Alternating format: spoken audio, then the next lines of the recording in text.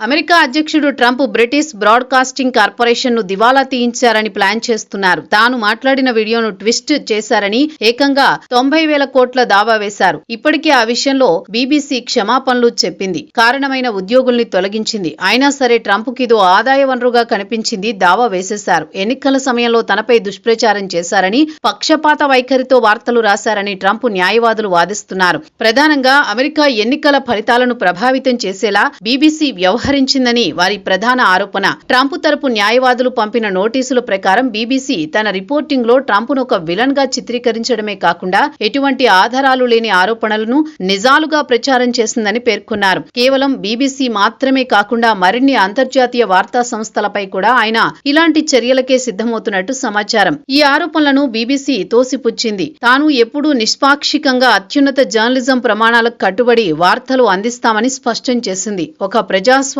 దేశంలో నాయకుల పనితీరును విశ్లేషించడం, ప్రశ్నించడం మీడియా బాధ్యత అని, ఇందులో ఎటువంటి వ్యక్తిగత ద్వేషం లేదని సంస్థ ప్రతినిధులు పేర్కొంటున్నారు. గతంలో కూడా ట్రంప్ CNN, న్యూయార్క్ టైమ్స్ వంటి సంస్థలపై కోర్టుకు వెళ్లిన దాఖలాలున్నాయి. అయితే ఈసారి ఏకంగా 90,000 కోట్ల భారీ మొత్తాన్ని డిమాండ్ చేసి ఔరా ట్రంప్ అనిపిస్తున్నారు.